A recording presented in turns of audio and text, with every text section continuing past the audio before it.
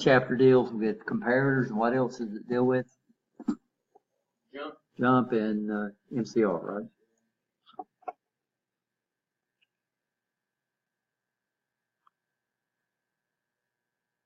So what's one of the things we would like to know about two numbers? If one's greater than the other.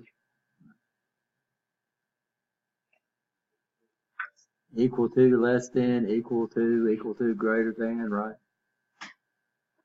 And a lot of times we like to know if it's between a range, and we'll show you how to do that too in this chapter. Even though, and you'll run into that a lot of times if it's greater than or less than this value, right? So if you do that, it's going to be within a range.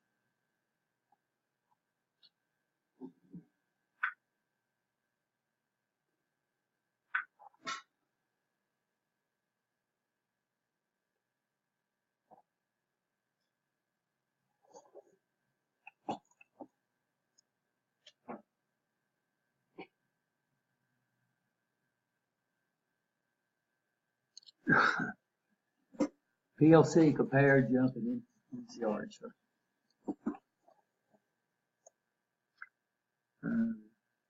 So these are our data files. Everybody okay with these, right? You understand these? Available with this PLC. The range of our numbers. This is what we need to add. We got another data file in the 1100 PLC. It's used for long words. A long word is, of course, a double word, right? We'll figure out how to use this thing. But this is the range of numbers that we get available, signed numbers that we get available with the long words. Long words are going to be somewhere between 9, so we can't use 8 because those are all fine, right? Understand? So you can assign long words to data file 9 through 255. Okay?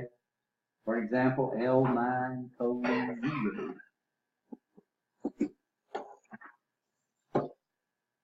Use the compare instruction to energize a output instruction, cascade compare instructions in series, because they're inputs. And inputs we can hook in series, we can hook in parallel. So we could have things, we could have an output come true when it was equal to 100 or when it was equal to 50, right? You understand? So how would we get 100 or 50? We would hook them in what? Parallel, right? You understand? So we can do ands. So we can do ands and ors, but we can't do nots because we can't have an inverted input compare instruction. So ands and ors are available to us with compare instructions. Cascade means one after the other. So we can either do what? Series would make a what? An and, right? This is what we do to get it between a range.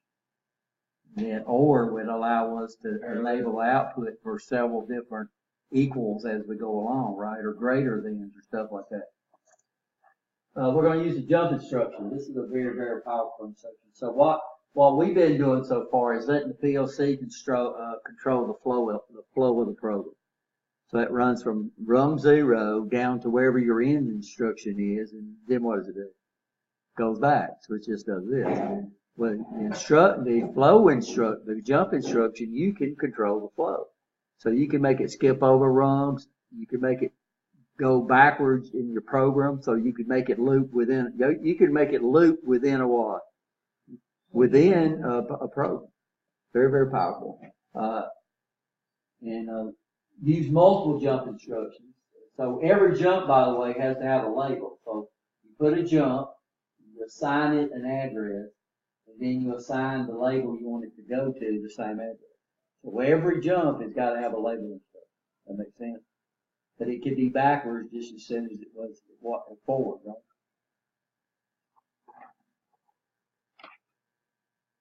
Use jump instructions to energize we're going to deal with conditional jump. So now we got compare instructions that's on the input. The jump is an output. Y'all understand that? So if it's greater than, I put the jump out there, but the jump would only occur when a number is greater than, right? So we can do conditional jumps. The book does an awful job of that. And then we're going to use master control relay instruction to halt the operation of outputs in a section of the PLC logic. Are we okay? Yay. So here's the compare instruction that's pretty common among PLCs. Equal to, right? Not equal to, less than, right? So A is less than B, right? Greater than, A is greater than B. And this is good that they're using A and B because we have two sources, and what do we call them? Of course, A and B. Less than or equal to, and then greater than or equal to. Are you okay? These use block formats. This is data files available for addressing modes. So what we mean is using these instructions, we can get our information from an output. We can get our information from an output data file. We can get our information from an input data file. We can get it from the status. We can get it from our B file. We can get it from either the preset register or the accumulator for timers, counters, and then the control register. But we can get it from the N data file. We can get it from the F data file. And we'll talk the long data file, which is that 64-bit, right? Everybody understand? This all deals with sending messages to you. These are addressing modes that's available for this instruction. We know about immediate. What does immediate mean? A number. Immediate means the actual operand is in the instruction. And the only way you can change it is to change the program, right? So you'd have to take your PLC offline, right? You understand? You have to change the number in it and put it back on. Direct, what's direct? We've used this already.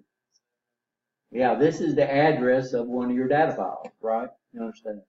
And then indirect, this is where we're going to, the address is in the register. I think that comes next. This gives you, you'd have to get this off, this is not even textbook. This is right out of the actual manual for the RS Logic 1100 of PLC. So the book, this is advanced PLCs, right? So we're going to get a lot more information than the actual book actually covers. I've only taught out of one book that had everything in it I thought needed to be taught. Yeah, the Rich Raymer book. Rich had a book published about the computer. So every other book that I've taught, we always try to supplement that, right? So this is what all this stuff stands for. SP is string, data, long word, we already do that. Message file. So message files we're seeing information from our PLC to a display or a computer or something like that. Maybe we have to be able to communicate messages between things. But this is basically text. Most Allen Bradley PLCs just use ASCII code. It's an ASCII message. PID, anybody ever heard of that? Proportional interval derivative. This is a method of controlling, most PLCs support this now. This is a method of controlling closed loop systems. You know what closed loop means? In some people call them servo systems. What is that? Somebody else say that.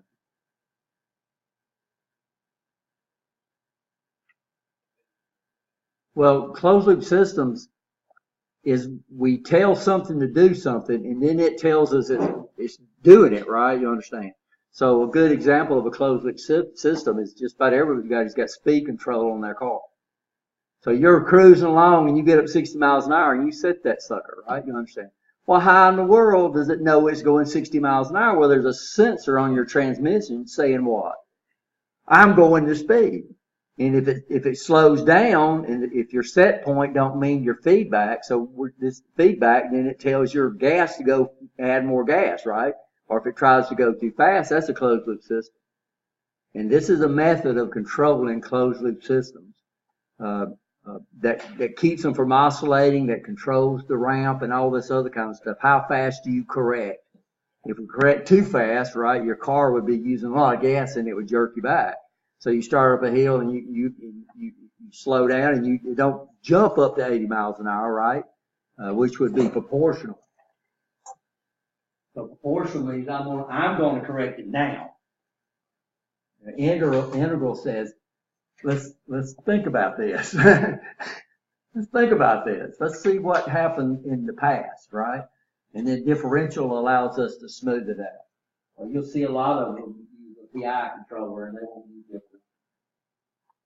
Routing information, this is how to send information on the network, right?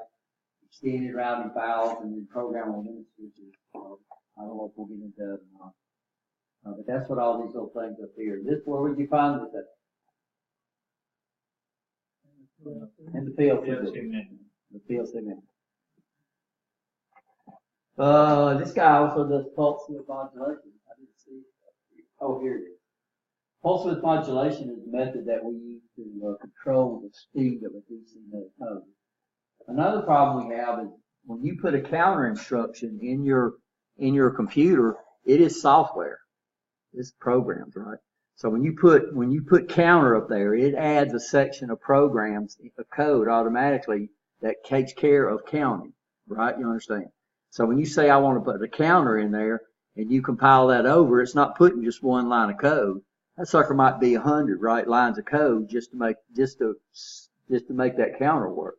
Well, the problem is if it's 100 lines of code, it takes the computer 100, whatever it takes to run each instruction, it's going to take at that time, right? You understand?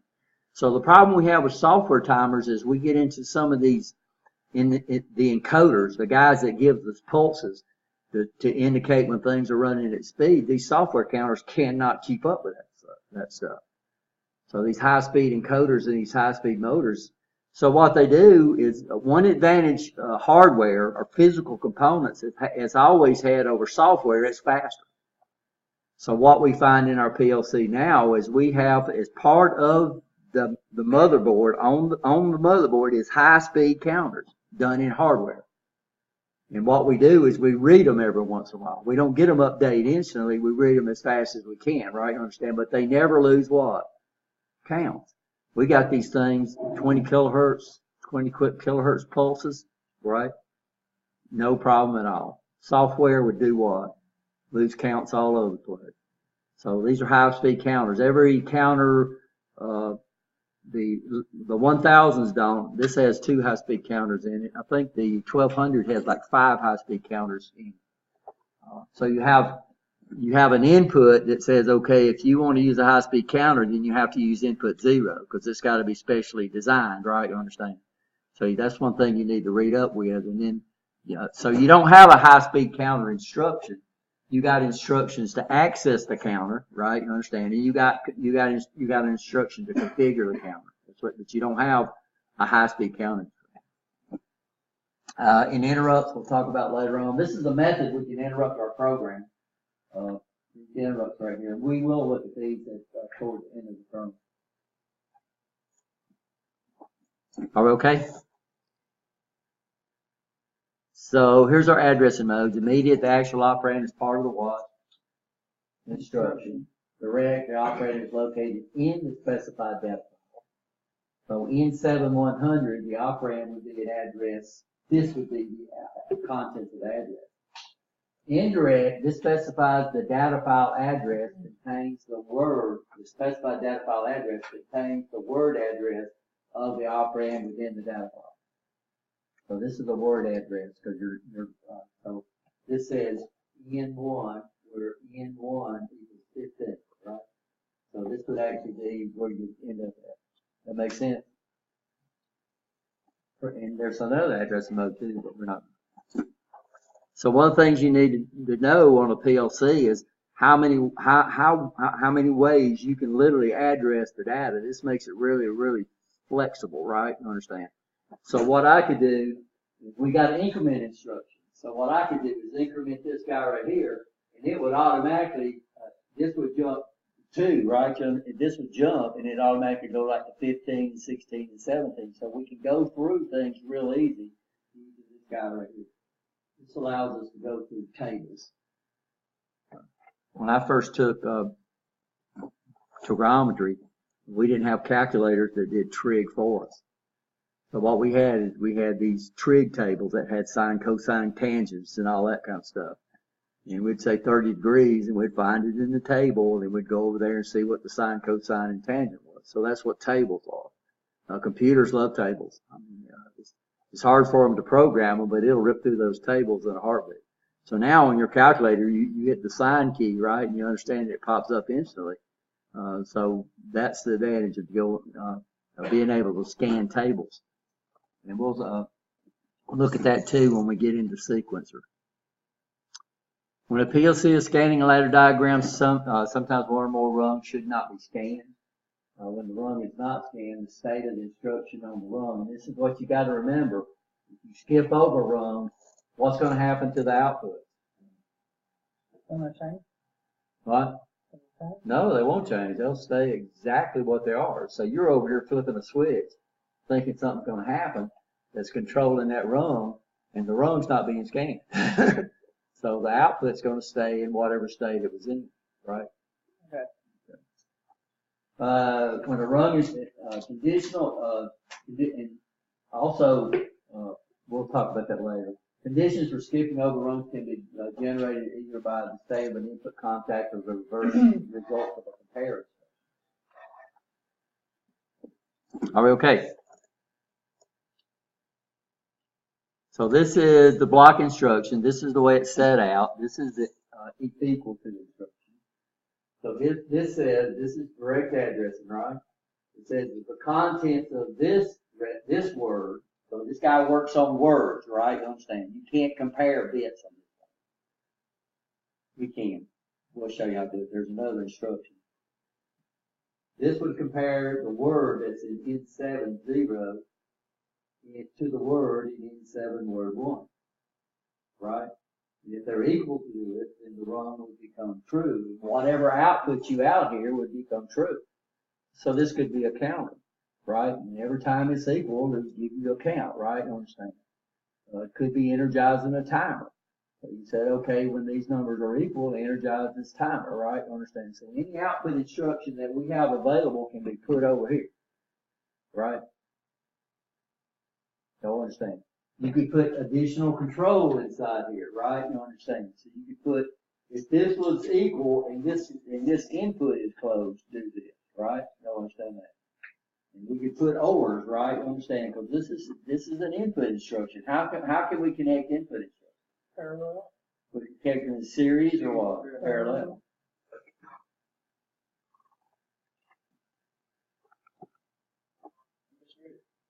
So you have to have source A first, or you can go source B then source A? I don't know. You have a source A, you have a source B. It's going to say it's source A and source B equal to each other. You got to give it source B somehow. You cannot use two constants. Why? Because the rung would always, if you use two constants, if you said 5 equals 5, the rung would always be true and you just put a straight line there, right? So we can use a constant for one, but we have to use a what? A register for the other. And I think it's on here. I think it actually says, I can't remember. On this, I think the 1100 requires the A to be I can't remember. It's on the PowerPoint. So I don't know what you're asking. So A is always A and B, right? And you're comparing where the operand that's referenced by A to the operand that's referenced by B. They would never be equal source B, source A. Source B can never be on top. They always be source A. Yeah, this is the block instruction. You pull it in, and A is always A is the first. And notice on every one of these, what's on the left and what's on the right, B. So that's the way it works. So I won't swap this around, but we still can figure this out, right? So I can say, okay, what if we're looking for B to be greater than A? Well, which one would I use?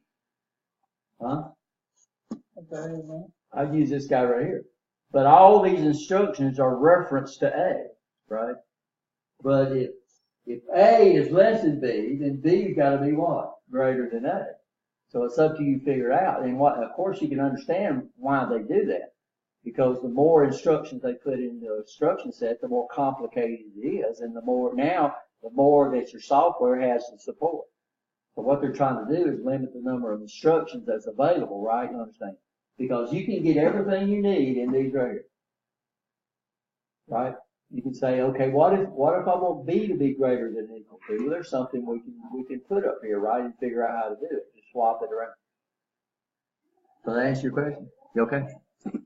Yeah. So A will always be on the top, and B will always be on the bottom.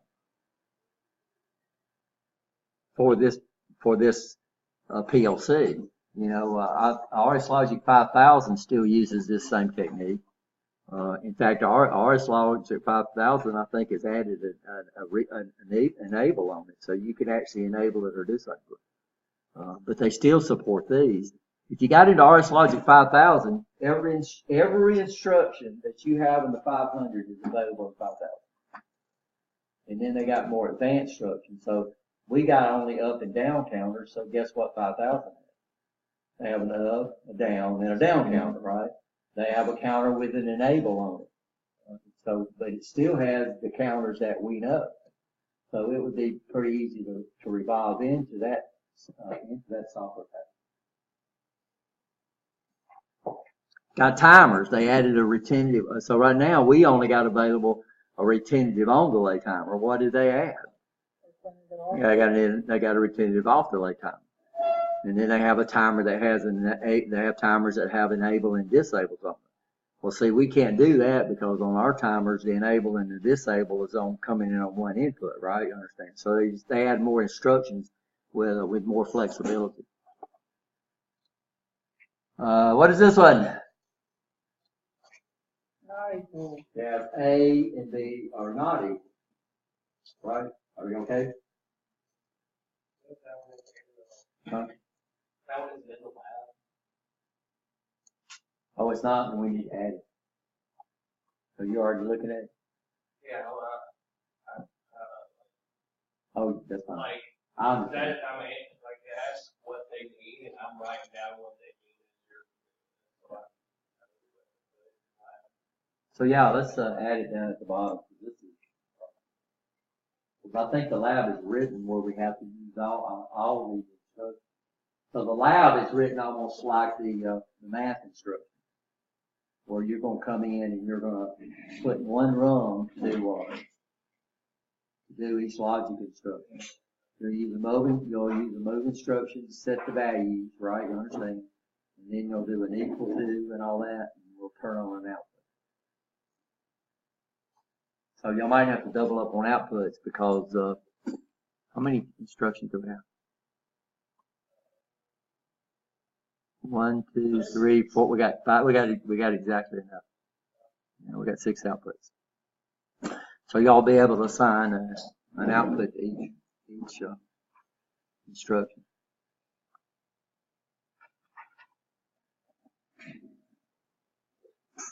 Less than or equal to. Everybody okay with that one? So this says if A is less than or equal to B.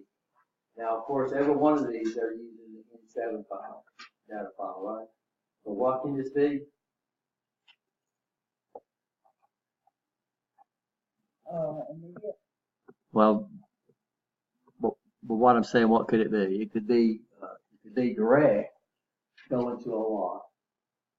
Reading the output data file, the input data file, the status data file, the bit file, your timer preset or accumulator, could be the N, could be the L, could be the L, right? You understand?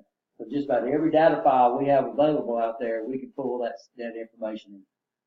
Could either be A or what, or B, right? So you can take the results of a math operation and read wherever that answer is at, right, and use that. So any one of these data files that we can address, we could bring that into the compare instruction. Now, all these examples are using direct addressing. So direct addressing, we can address any one of those things over there, right? All those dots over there.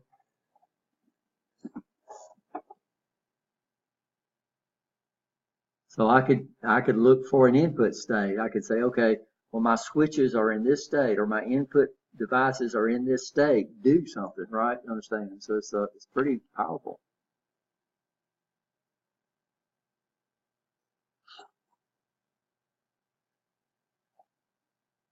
Oh, less than, that's the one we just looked at, right?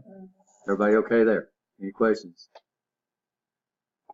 You got to get used to these mnemonics right here, because remember, you can bring these pallets down, because what happens is these, let's see where these compare instructions are.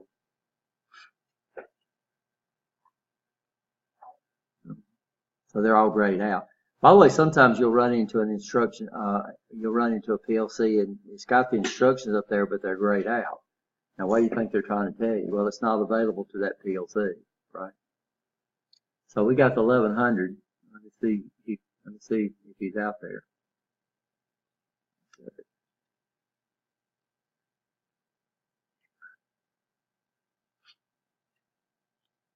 So there he is, right? Might be she. There she is.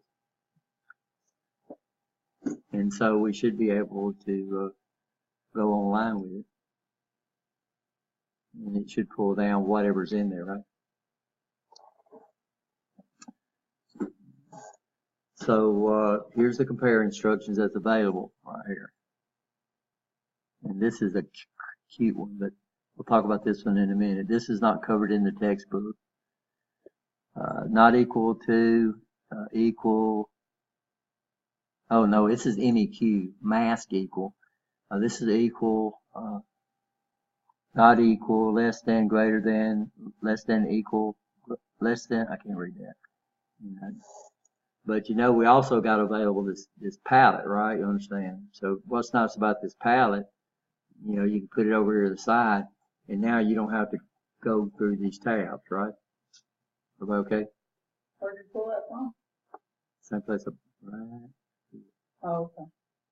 There's your palette. All right.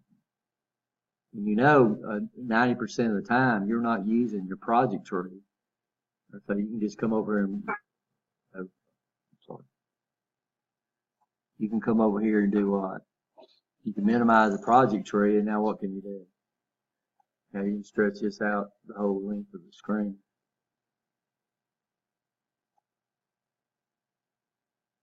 Oops, don't want to do that. And there's some way you can unhook this, but I can't remember what it is. Or you can float it around, you can make it float.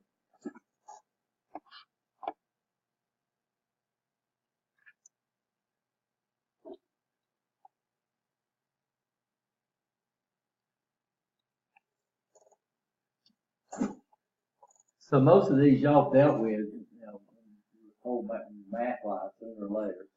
So all these make sense. But what I really want to get iterated is where these operands come from. All right, understand? They come from a lot of different places besides what data file. I mean, I'm sorry, besides this N7 data file. Greater than. Everybody okay there?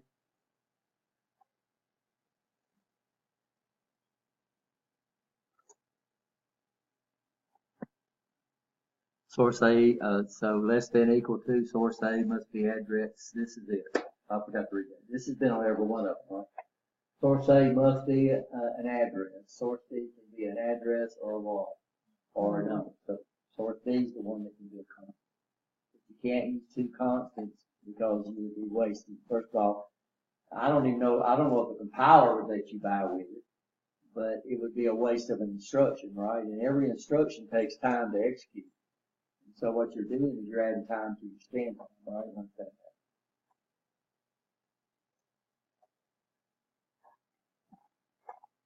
We'll play around with it and see if it'll let us do two.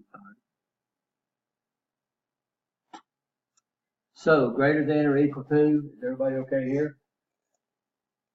If not, you need to let me know. Are we okay?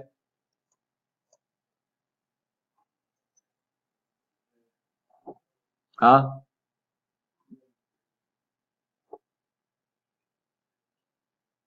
Now this is what we're doing to get over a range.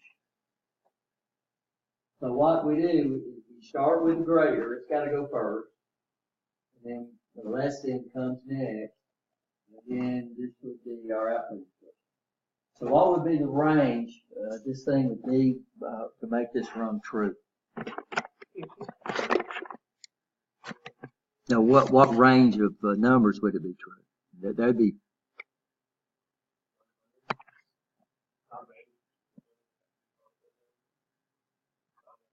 okay, so when would it get through here? Oh, Okay, so when would it go true? At 101, right? And this says less than, right? Huh? This is 50, yeah, this is 150, sorry. so at 149? 149. So if this was in a range between 101 and 149, then this right here would go true. If it's outside that range, then that right there would go false. If you wanted it to go 100, what would you use here? Greater than or equal to, and over here you'd use less than and equal to, right? But if you use a greater than or less than, you'll lose one of your numbers, but that's no big deal if that's the range you want. If you wanted 101 through 149, this is what you'd use, right? Understand? Everybody okay? But what we've done now is made this thing legal through a certain range.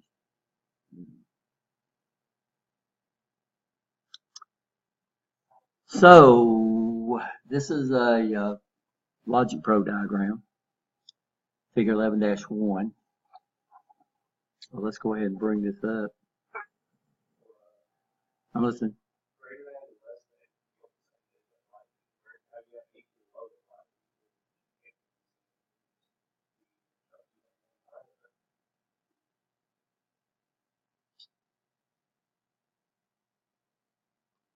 I don't know what you mean. This is looking for it to be in a range of 6 to 9. This is looking for it to be equal to 10, right? So, and it's controlled in a different output. You're right, if it's controlling the same output, then we would hook up an OR and say, well, we want it to be addressed between this range, and then we want it to come in at this number, right? You understand? But notice this right here is using output 0. This is using output 1, so they're energizing different outputs depending on the range that the number's through.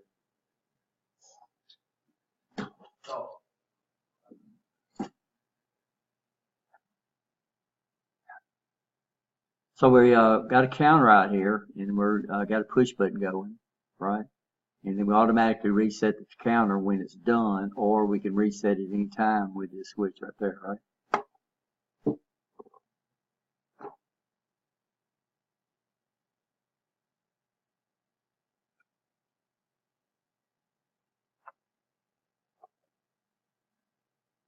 What did it say? 11-1? Yeah, 11-1.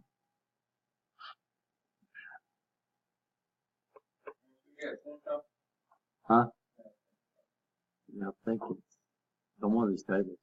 It's got a plug. There's no plug, so I think it's back on that very back table under the closet.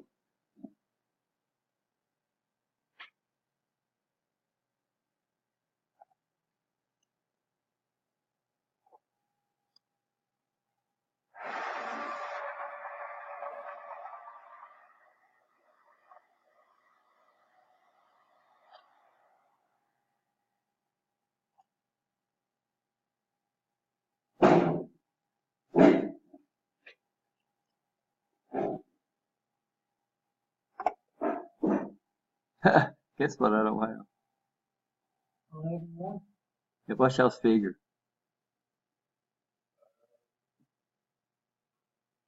Is it in your book? And this figure I was just looking at is in your book? It's what? What's the figure number for this diagram? Can we bring the diagram back up? Yeah, no. Huh? 12-1?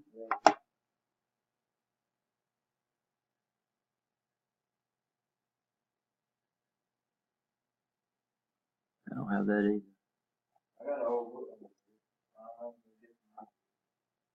So there's, oh dang.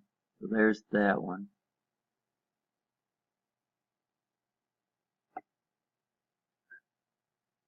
So let's try this guy right here.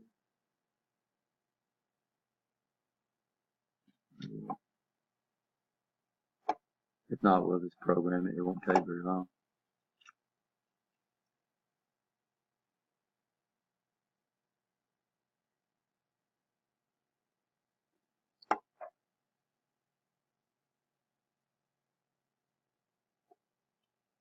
So there's greater than. Got to be after that, right? Yeah, figure 11, that's one. No, it's not.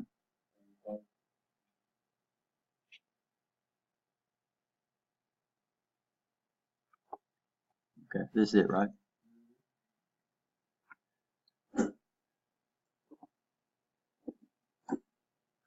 So what we'll do is bring up our IO simulation. So what's this guy supposed to do, guys? So what is rung 1 going to do? Equal to 5 and less than 10. What? Equal to 5. or greater When than you say, you can't say it. When you got the diagram of it, you can't say it. Or we'll be looking for clowns coming up out of the sewer. Right? Huh? Counter is equal to 5 or less than 9. No, this is greater than 9. Greater. Greater than or equal to. Right? Oh, I'm sorry, yeah. So this says greater than equal as equal. So 5, 9, 9. To 9. Okay. So output 2/0 should be on, right? And what's this guy going to do? The counter is equal to 10. And this guy will be on, right? And then this guy right here. The counter is greater than 10. So we got some outputs up there. So we're looking at output 0, module 2, output 0, 1, and 2, right?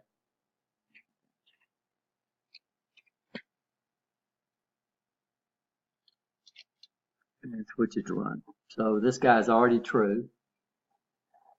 So what?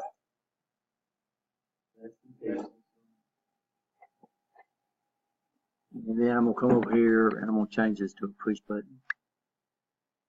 And then we'll come over and hit it. 1. What's going on? Oh, wrong. 0, This 1, one. 0. Yeah. Okay. So here, that's my reset right there. So we got a count of 1. No rungs are true, right? Got a count of 2, 3, 4, 5, 6. Okay. So now output 2 is 3, 2, 0, 0, right? 7, 8, 9, 10. This rung's true, but this, we got an and, so even though this input instruction is true, this guy's false, right? Huh? Yeah. And then this guy, as soon as I hit it one more time, this guy should go false, and this rung should go false, and this rung should go true. And then we can count forever. That was good. Good. This rung right here, right? Huh? Your accumulator started over. Oh yeah, it's got it done. Thank you.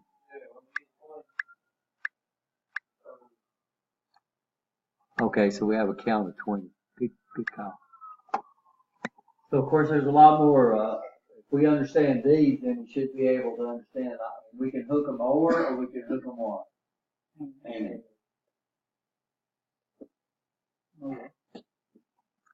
but I've only seen, these used to set a range. Now, of course, we use this guy here a lot. Right, I'm saying, I run a motor program. I try to look it up every time. And what I do is you hit the start button, the motor will run forward for a minute. It'll come up and it'll stop. Give it time for it to coast down. I run it at reverse for a minute, stop it, give it time to coast down, right? Then I repeat the process. How many timers do you think I need to do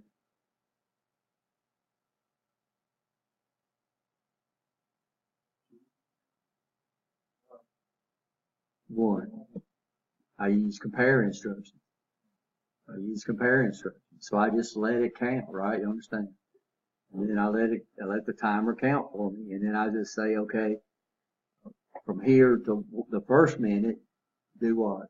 Run it forward. Then a minute to a minute and a half, run it, right? Let it stop.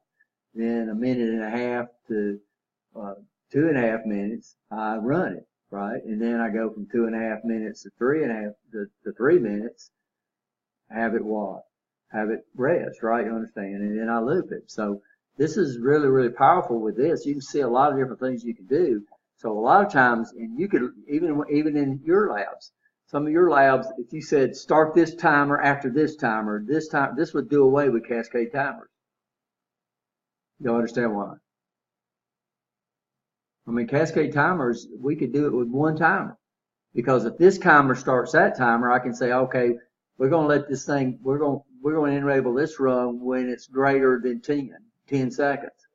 Right? And then after 10 seconds, you take the next one. We'll say if it's equal to or greater than 10, then do this. And so every one of those labs that you did in PLC 1 where you had, I think we had one that had three timers. All right. Was that in this one? Our timer counter lab, was that in this one? How many timers did you have? How many could you use? One, because they all cascaded. It did this, and then it did this, and then it did this. Or you could say, if I want to run this one between that ranges, you could just use what? You could use these instructions and eliminate a lot of runs, guys. So what happened is that this guy right here was used so much that guess what Allen Bradley finally did? Made one instruction to do this for. It's not available on the 1000, but it's available on Micrologics.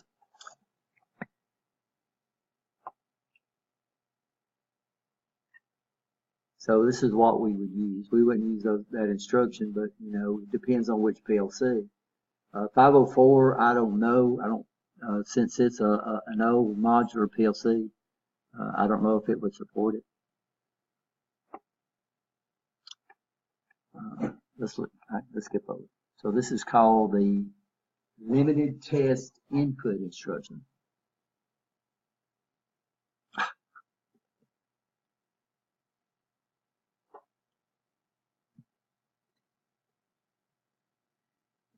You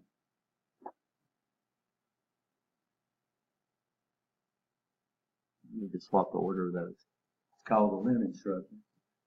So all you do is put a one up there, or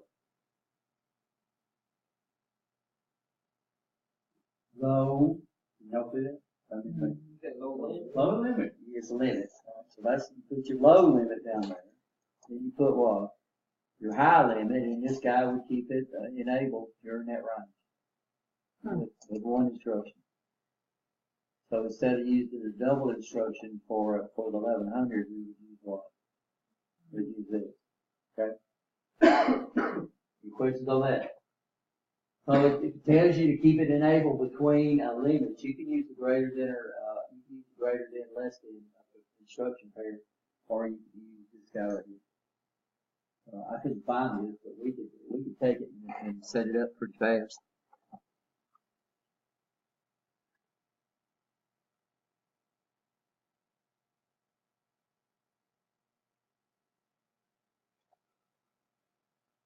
So we're gonna go what? We're gonna go new, right?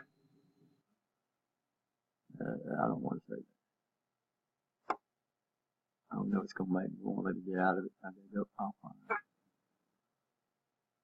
Go offline.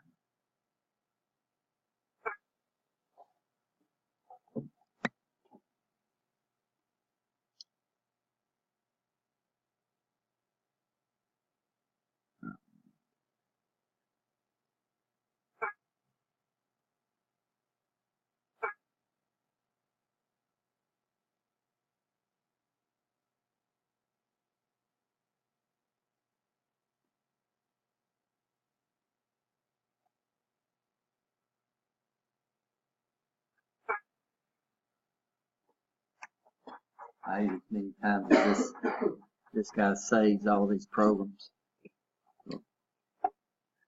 And, Siemens don't do this, guys. They think if you're stupid enough to exit a program without saving it, then you're gone. So we use what we call the 10-run rule, right? Save every 10 runs. When you're writing a program with 80 runs in it, you lose that, you know. Yeah.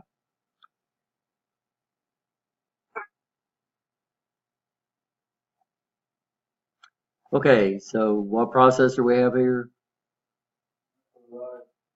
Micrologic 1100B, right? Everybody's using the same one. If you use the wrong processor, it don't know that. And it'll let you create your whole program, but then guess what? Well, you can't even download it. The data files are not even there, so that's a big deal.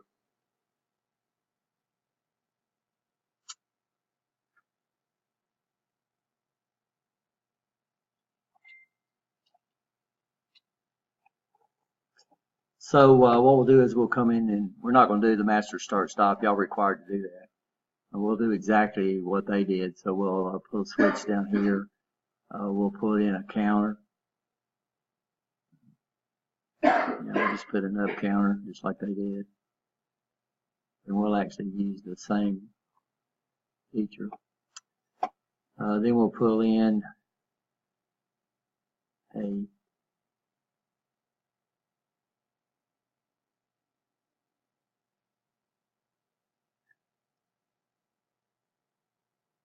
the limits, right? So we'll pull in that instruction. It's an input instruction, right? And then we'll just come up and we'll turn on coil.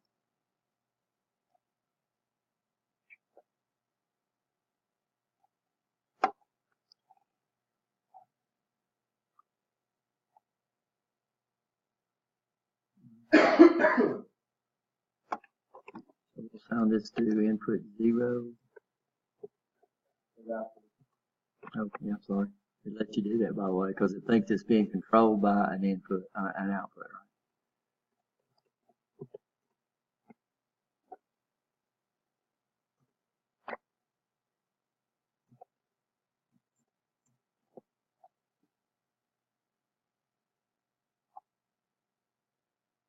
right? And we'll count to 20, just like preset it to 0, right? And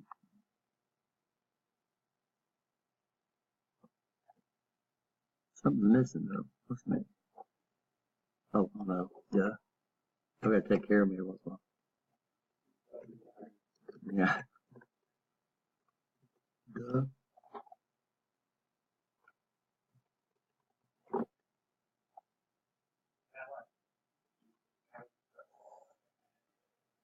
What's that? You can use like the count instructions, like adding.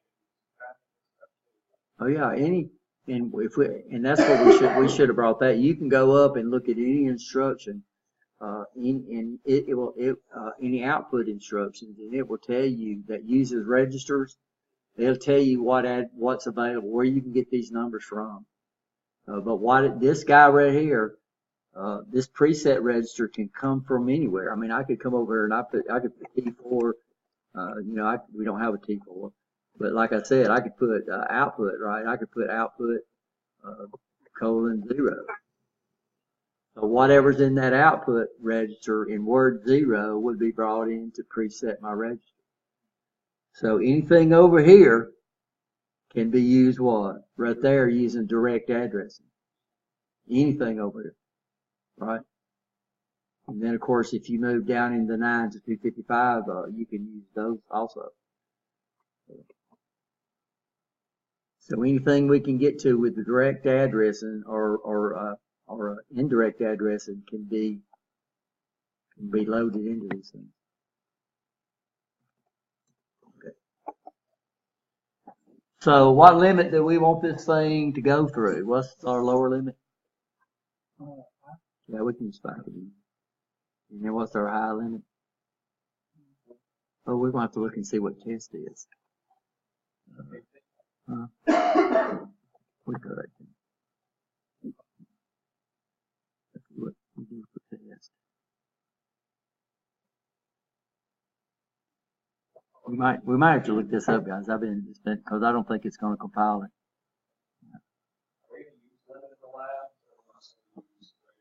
Well, you didn't hear what I said? I said use which one you want.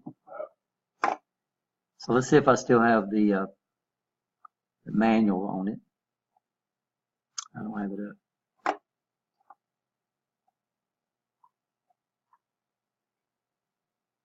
So guys, go ahead and take a 5-minute break. I'll look this up.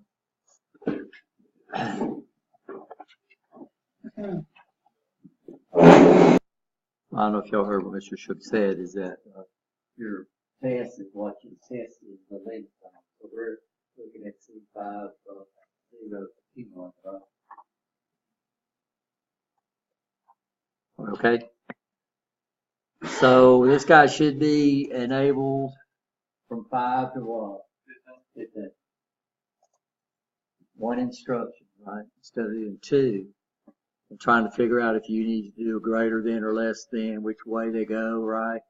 So, right? You're trying to figure out the range. Here you just put the range in there you want. 3, 4, 5. It's true, right? 6, 7, 8, 9, 10, 11, 12, 13, 14, 15, 16. It's false. So we kept that enabled from the numbers that we chose, right? This is a little quirk that don't hurt us sometimes, but sometimes it might. It depends on the application. As you notice, the counter now, we started counting from 0, right? But notice when it resets itself, if we're using the counter done instruction right here, if it resets itself, what's it going to go to? But I'm resetting with the switch that I'm counting with. Okay, so 19, 20, it starts from 1. So what you're doing is you're resetting with the switch you're counting with. So what it's done, it is counting the reset, right? Y'all understand? Yeah. So it's y'all understand what I'm saying? So that's what we're doing. If we use the counter done to reset the counter, then it's going to count the what? Yeah, with this guy right here. But we have another instruction available to us. So is that how you do it with a timer too? Well, the timer's not counting. The timer's either enabled or disabled, right? It's the only one to count. If you use the reset instruction to set the accumulator to 0, it's going to always pick up with the count, right? You understand? We wouldn't have the problem here. If I was hit the switch, what would it go to? It goes 0. But I'm doing it with this one, so it counts the what? The 1. Yeah, so we're not going to use the reset instruction. So we're going to go over here in our logic instructions. Right here. And I'm going to use this instruction right here. This is going to clear. It's not going to count. It's going to clear. So let's go to C5. You can do this to clear any memory address. Any memory address. But we're going to clear out the accumulator. Yeah, it was in the logic, and I said, well, we would use it later. If you look at the Siemens PLC I'm sorry, not the Siemens, ours, the PLC programs that run the manufacturing line, when you hit the reset, it just clears all the outputs out. This is what it uses. So this could be where. Now we couldn't make it work for the Siemens, so we did a move instruction because they want you to set up a data block and a stack, and it's real weird. Their clearing instruction work. So we can clear anything out with this.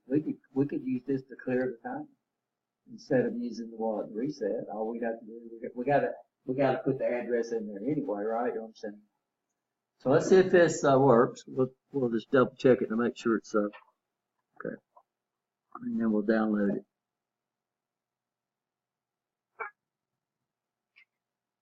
So if you wanted it to count to 0, if you wanted your count, if you did it with the done bit, and you wanted it from 0, then this is the instruction you have to use instead of the what?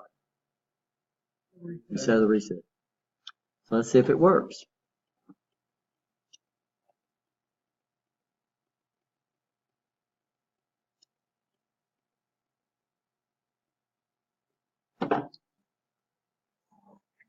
So here it clears it. It don't reset it. It clears it, right? You understand?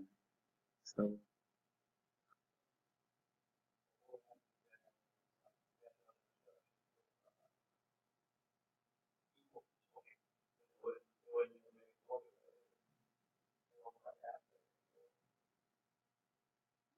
you'd never see it. You'd never see it. It's kind of like when you some of the people used a counter done to reset the count. I mean the timer. Well, it looked like it stayed true all the time because it was a normally close contact. So they said, okay, what I want to do is use the timer done to reset my timer. And so when it was done, they used normally close contact. Well, what happened as soon as it's done, it would open the contact, it would reset it, and then it would go to normal close contact again. And it looked like it was what? It looked like the done bit was staying on, and the timers just did what? Yeah, they just ran. They just ran. This timer won't stop. It just keeps running. It just keeps running. So, yeah, if you got something that happens like that, it might appear that the output's staying true all the time, but it's not, right? It's just that it's changing what? So fast for you to see it. So, and those guys are kind of hard to see. Trying to figure out why it's staying energized all the time or something like that. I guess that's what I was talking about earlier. What's that? When you said it resets the timer and it just keeps counting, you could have a limit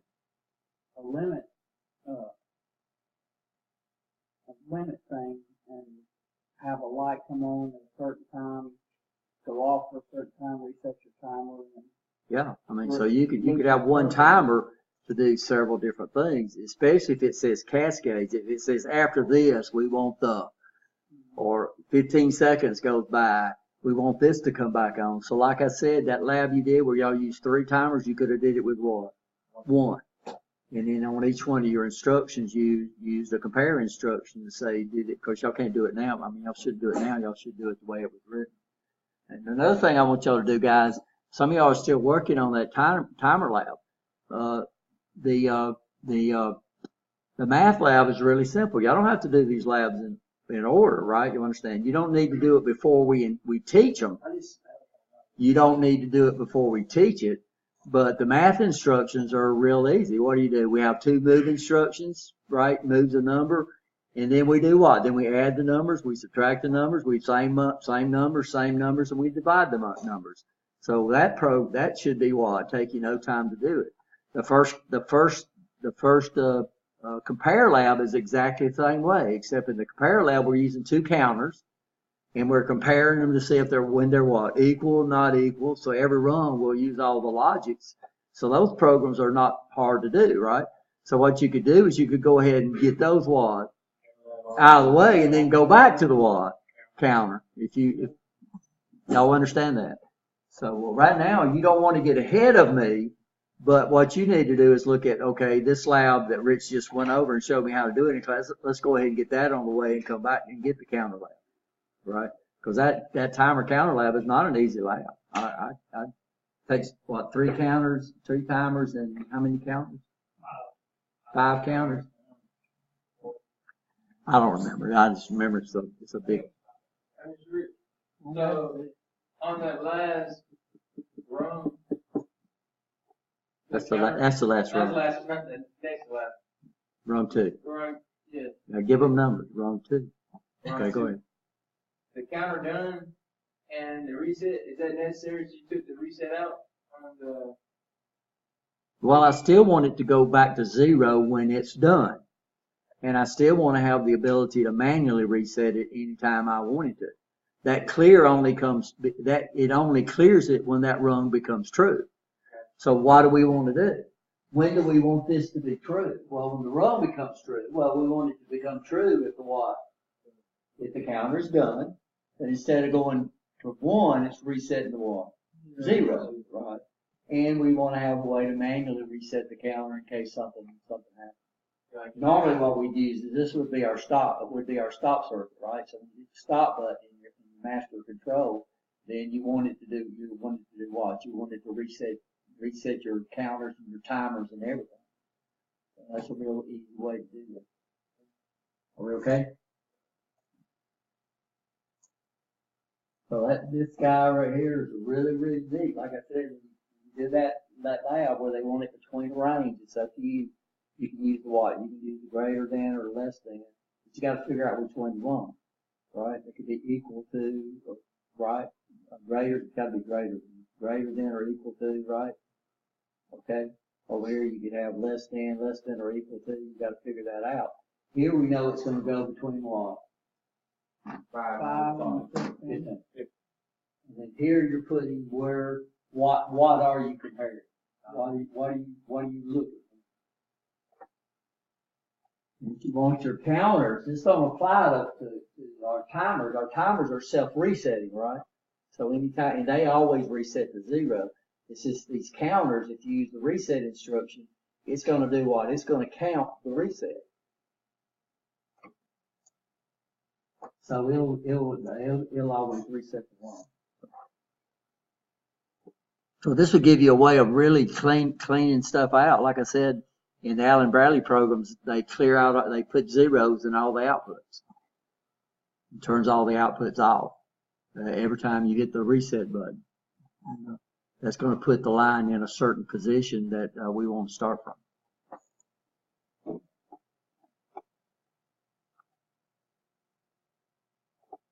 Okay, so what comes next? What did this guy run?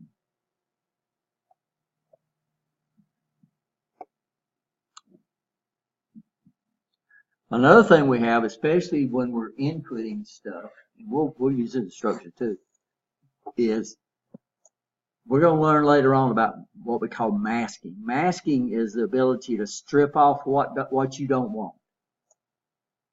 So the problem is I've got 10 inputs up here, and let's say I wanted to use input 0 and input 1 as my start stop. And then I want to come in and I want to see if the other switches are equal. What's the problem with that? Well, now I'm taking buttons that I'm using and I'm comparing them as part of my inputs. So what we would like to do is to be able to mask off what we don't want. Set them to zeros, always to 0. So what we would do is we use what we refer to as an AND mask. So what that said, and plus I got 16, when I input this thing, I'm getting 16 bits, right, or a word, but we've only got what? We've only got 10 inputs. Well, what's going to come in on those other ones? Well, usually it's 0, especially in this application like this, but if you don't have anything hooked up to those inputs, then what's going to happen, it could be anything, right? You understand? So we want to make sure we try to get rid of those. So what I'm looking for is, I'm looking for some way I could strip off bit 0. I'm sorry. I want to strip these off. I'm going to do it this way, because they can be 1s or 0s, right? You understand that? And then I'll come up here and I'll use the rest of them. 3. And I'll do it.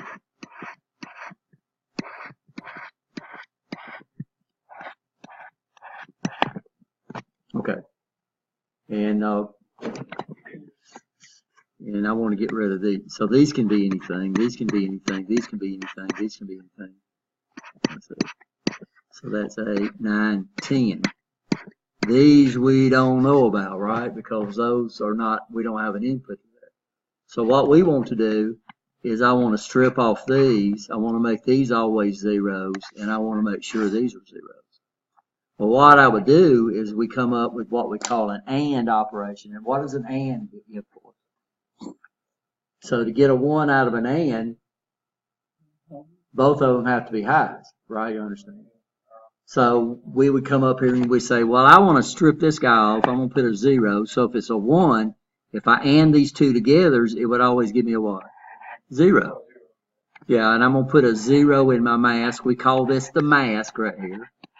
So when we do these 16-bit masks, we're working just like, we're looking like this is 1, 2 input AND gate. And then we go to the what? The next 2 and the next 2 and the next 2. This would give me a 0. This would give me a 0. This would give me a 0. This would give me a 0. This one would give me a 0. I want this one to come through. So if this is a 0, I get a 0. If it's a 1, I get a 1. So we'll let it come through. I'm going to put a 1 right there. So it's going to come through, right? You understand? I'm going to put a 1 right there. We're going to let it come through. I'm going to put a 1 right there. We're going to let it come through. I'm going to put a 1 right there. We're going to let it come through. I'm going to put a 1 right there. We're going to let it come through. We're going to let this one come through.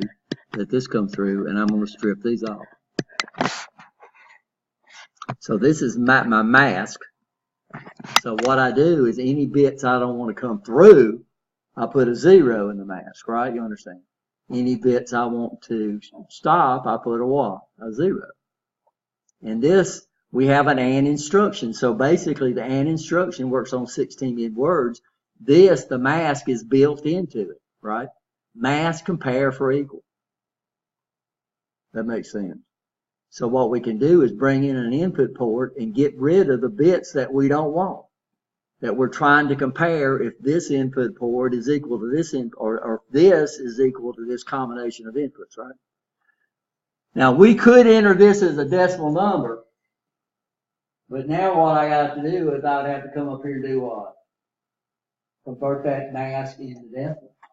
Oh, well, I'm not going to do that. I'm going to come up here and use the base that gives us less digits and also gives us the ability to use letters and numbers. So I'm going to come up here and I'm going to split this mask into groups of 4s. So my mask would be what? 0, 3, F, C, X, right? And that's my mask. Everybody okay? Lost anybody? Pretty neat, huh? Huh? What'd you say? Yeah, this is hex. We're not doing binary, we're doing hex because I like hex. We could do octal, or we could do binary, but the problem is when I do binary, I got 16 bits to enter in, and I'm coming over here trying to figure them out, right? And 16 bits, odds are you're going to make one bit, at least a 1-bit mistake, right? You understand that? Going from what you've written down over here, trying to enter into your computer. Unless you come over here and cover up one at a time, right? But I'll just go ahead and convert it to hex. Now, 3, 0, 3. So how many of y'all could copy this down if I left it up there for a heartbeat? Nobody. But if I said 3FC, then everybody in here would have got that right? So this is our mask, 3FC. I'll write that down, and we'll write this program. Wow. So we'll go back to RS Logic. And then we'll go to, okay, and then we'll come up and go what? And we got the B series, right? And then we'll come in, insert a few rungs, and delete what we don't want. So no, we'll just see, we'll I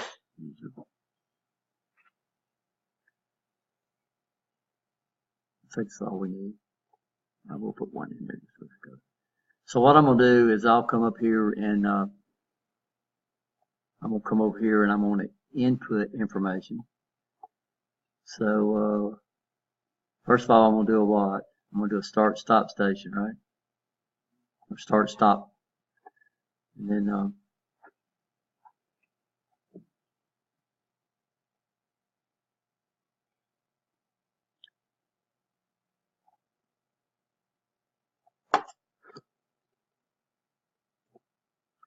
so we'll use 0:0 for our stop button. call it what? And then we'll need one more contact right here.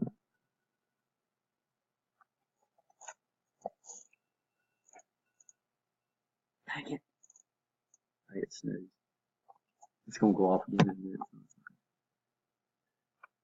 And then input colon 0/1. So these are the guys we're masking off.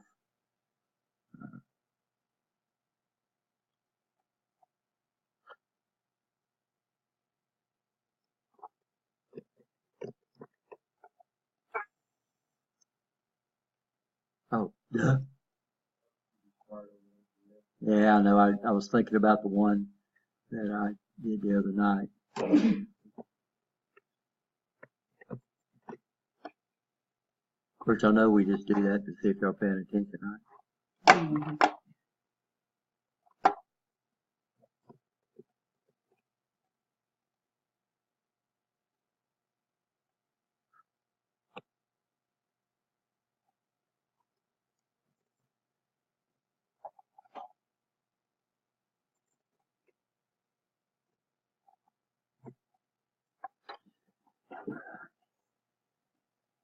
And then we're going to go into our compare instructions.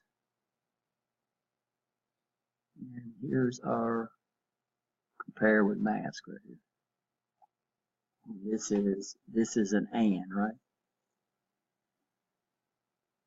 So what we're going to do is we're going to input from our input 0/0. Then our mask is going to be what? What did I say? 3L what? But I need to put what at the end of this? H. Good. And then we need to come back and compare it to what? So what do we want the positions to be in? Well, this is what you're going to have to come up and say, okay, am I going to enter a number or I'm going to come up here and figure out what pattern I want? So what pattern do y'all want to look for? Let me bring up the PowerPoint. Oops, it's back here.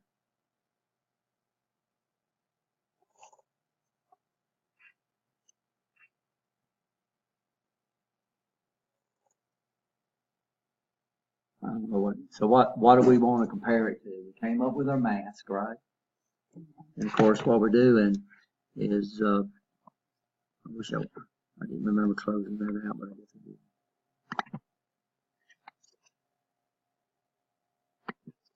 So we're masking off these bits, right? Then that would be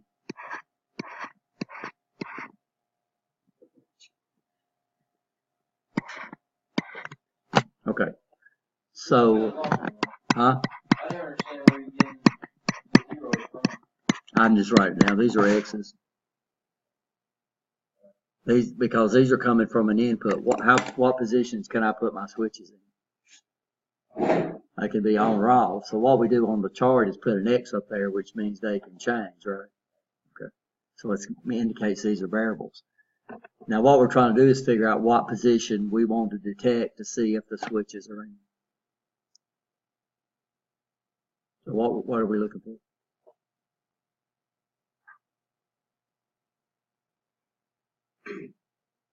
So do we want this one to be a 1 or do we want it to be a 0?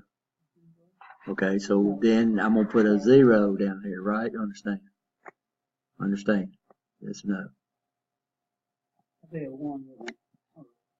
If you want it to be a 1, so what we got to do is we got to compare it to something, right? You understand? We got to compare it. So these are always going to be zeros. And I can say, okay, I want this switch. If it's a 0, I'm going to compare it and say, okay, if it's a 0, then this bit right here will be true. If I want this one to be a 1, then I'll put a 1 right there, right? You understand? And let's say we want a 1, 0, 1, 0, 1, 1. Okay. Now what am I going to do with this number? I'm going to come up here and I'm going to split it up in hexadecimal.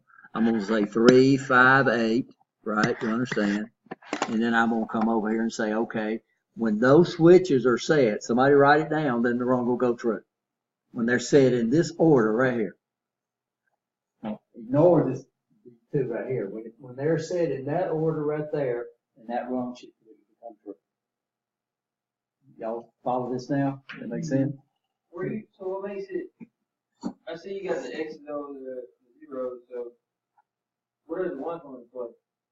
The one comes in place is that this is what I'm looking for. So that's the pattern I'm looking for to be true. So that's the pattern I'm going to put my switches in for this rung to be true. Okay, y'all understand? So this is what I'm looking for. So this is what I'm going to compare it to. My mask stripped off what? These last two digits, so I know they're always going to be 1. And I know the rest of the digits are always going to be what? 0, because why? Nobody knows? Because we masked them off. We stripped them off with a mask. So that 3FC says, no matter what these are, my answer is going to be 0. And no matter what these are, my answer is going to be 0. So when we enter this, we're going to have to enter what? Well, we can enter this because it'll assume that's 0. So we're saying, okay, I've got rid of the inputs I don't want to look at. And now what I'm doing, I'm saying, okay, this is the position I want these inputs to be in. Okay. So what's that? 3, 5, 8? And we get back over here to the program, it might make a little more sense. I know what's going on. It won't bring up my catalog.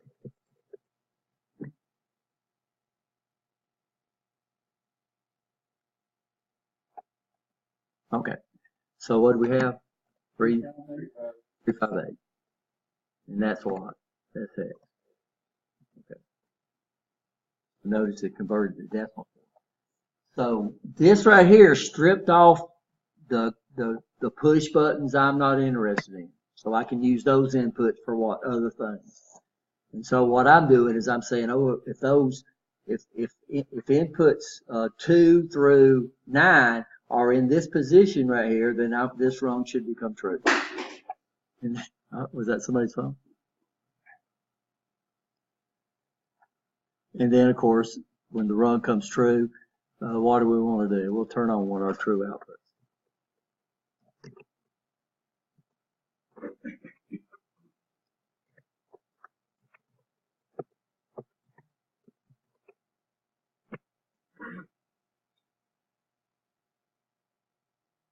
Okay. We'll check to see if we got any errors. Got something.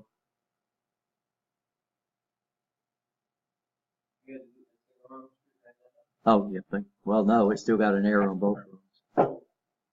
So that took care of that one. All right. That's the way they don't like it.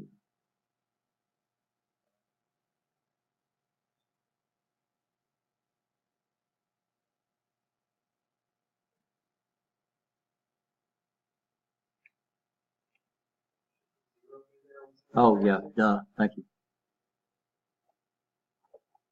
You get doing things. Let's see the problem.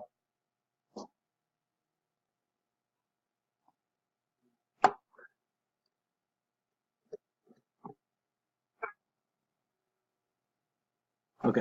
No, still didn't clear. Oh, let's try this.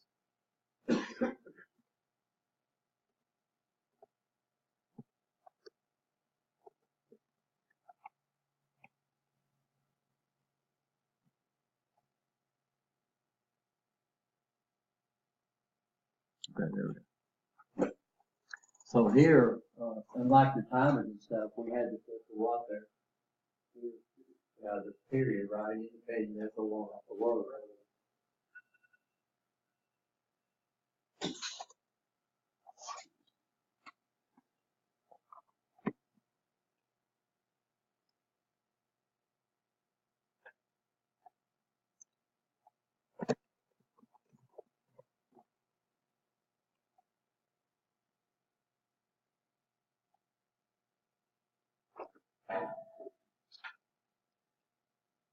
I might have had this program already out there.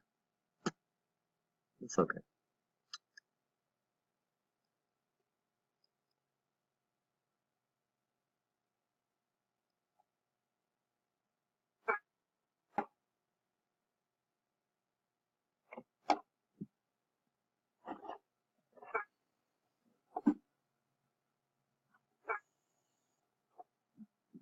course, I should have made this guy enable this guy, right? But that's okay. So we can come up here and do what? We can come up here and use this rung right here, right? So I'm using these two push buttons. So they can have ability to change. And then what would happen is that this guy right here would see this, which I don't want to know about, right? You understand? So what do? We strip those off, right? You understand? So when I come up here and I put in what? What was our number? 3. 358. Okay, so here comes 3. I'm sorry, 3, right? 5, 8.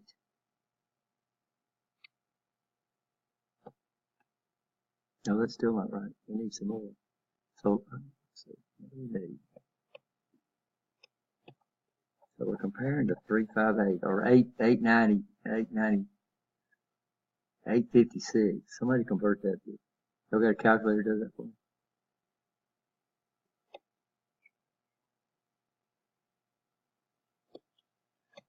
So the bottom was what? What was the last number? 358. 358. So that would be 8. I'm sorry. This would be 3. This would be 5.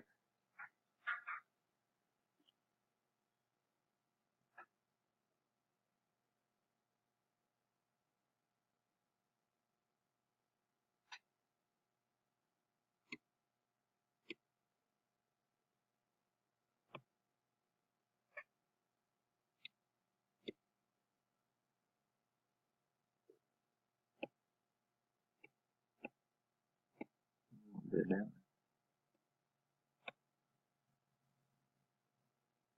So that's 95. Right? That's 63.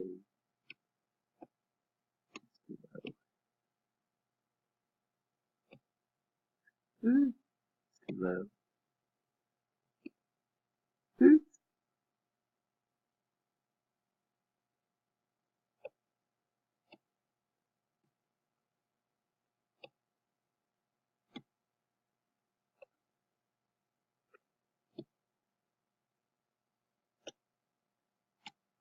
So what's our last number?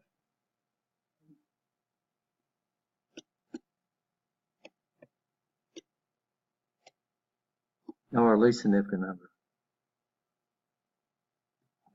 What was our number we're comparing to?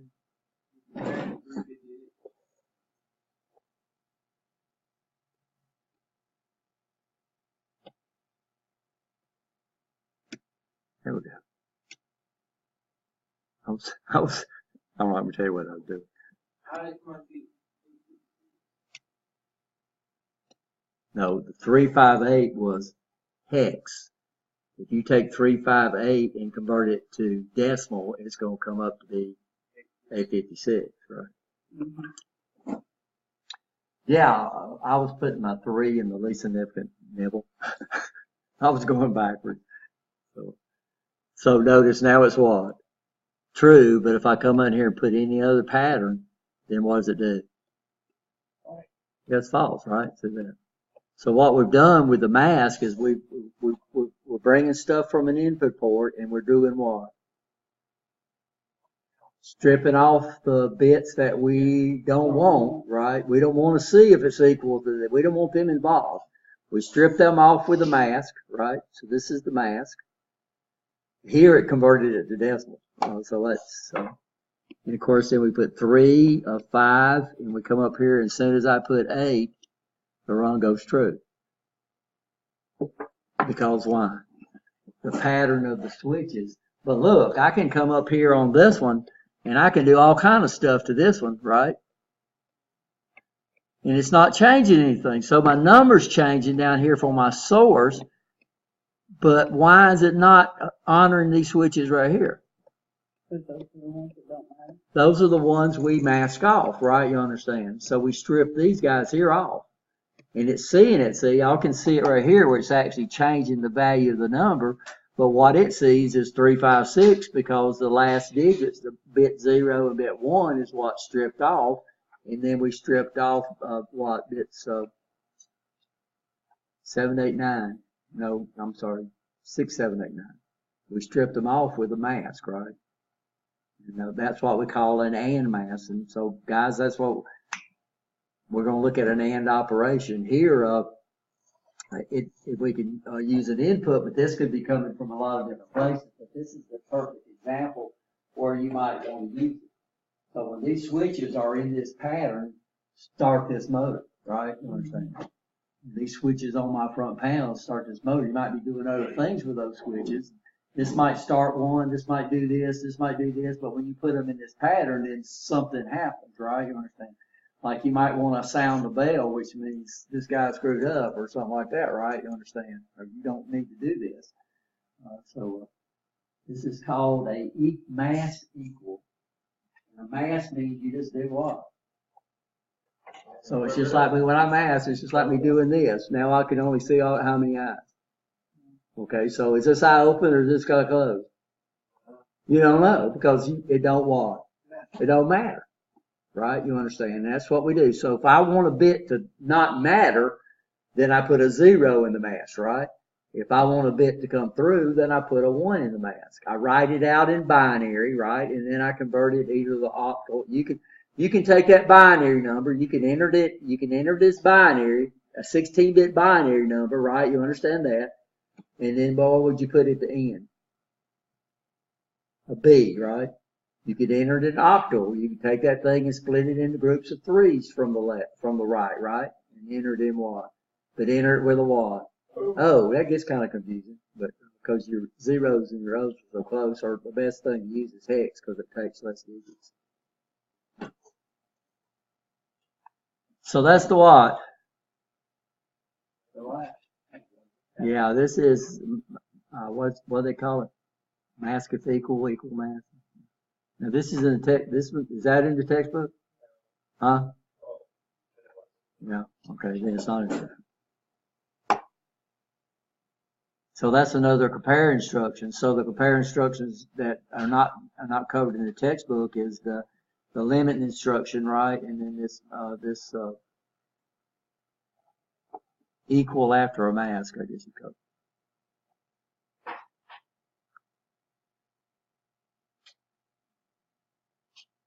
Okay, are y'all okay on that one? A little bit. So what don't you understand? Huh? That one more confusing than that one.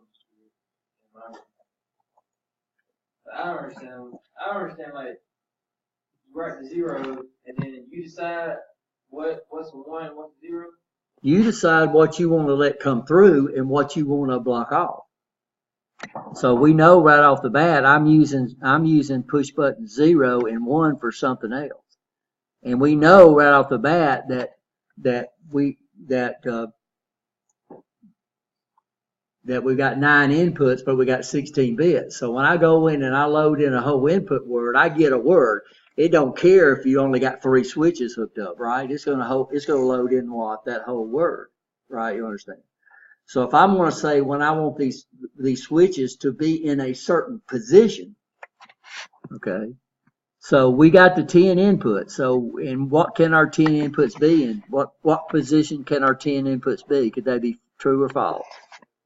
So our 10 input switches, can they be true or false? If I had an input that was always true, I wouldn't use it, right? You understand? If I had an input that was always going to be false, I wouldn't use it, right? You understand? So on our inputs, they can be either what? True or false. Well, what I'm going to do, if they can be true or false, I'm not going to write a 1 or a 0 up here, right? I'm going to put an X, which means they can be what? Either a what? 1 or a 0. So that's 1, 2, 3, 4. I'm going to split them so you can see hex. 5, 6, 7, 8, 9, 10. So there's my inputs. 0, 1, 2, 3, 4, 5, 6, 7, 8, 9. Which ones do I want to be able to use? I don't want them to be part of my system.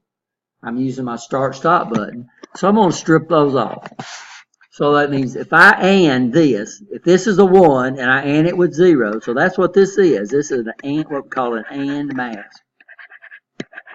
So if I put a 0 in my mask, and if this is a 1, what would my answer be? An AND, a 0 and a 1, it would be a what? 0. Well, what if it's a 0? It'd still be a what? A 0. Now, if I come over here and put a 1 there, if this is a 0, I would get a 0. If this is a 1, I would get a 1, so I'd let it come through. Right? You understand? And then, of course, what I would come up here, since I'm going to let all these other inputs come through, I would put that in my mask. Right? So this would be what? This would come through. I'd let this one come through, this one come through, this one come through, this come through, this come through, this come through. Now, the problem is we still got these other bits out there, right, that we're not using. So I would come over here. I know these are always going to be 0. Okay. 1, 2, yeah, it's right there, and then like this. So I would just go ahead and add this to my mask, right? So I'd come over here and I'd just make these 0s in my mask. So if I made that 0 in the mask, then what would we do? We split it into groups of 4s, and then we converted that to what? X. And that's my mask. And that would determine which ones I let come through to be compared. Right? So these are the ones I let go through to be compared to see if it's equal to a pattern. So then I come up with the pattern I'm looking for, right? You understand? The pattern I'm looking for. So we can make up a pattern. So I can say, okay, let's see, I want to let this guy come through, I want to let this guy come through, and that guy come through. Right? So what I would do, I would say, okay, I'm going to compare it to this right here. So I'm going to compare this to a 1, a 0, not come through. I want this one to always be 1. I want this guy to be a 0. I want this guy to be a 0. I want this to be a 0. I want this to be a 1. I want this to be a 0. This to be a 0. I want that to be a 1, right? And I want that to be a 1. So that's what I'm saying. Okay, this is the pattern I'm looking for. This that my inputs to equal to, right? You understand? And then I would convert this over to what? Hex, right? You understand? I've left out something. Oh, these guys over here. Sorry, thank you. I said I don't have enough digits.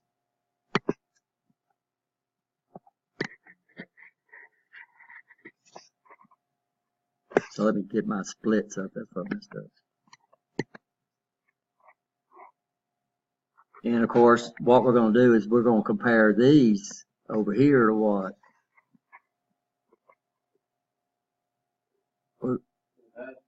We're going to compare these to, these are always going to be 0, so I better compare these to what? 0. And these up here are always going to be 1, so I better compare these to what? I mean, always going to be 0, so I should compare those to 0. So these are always going to be 0s. Why? Because we mask them off, right? These are always going to be 0s because we did what? Mask them off, right? Understand? And then we would take this and convert it to X. So what, this number would be what? 24C, right? And then that's what I would compare it to.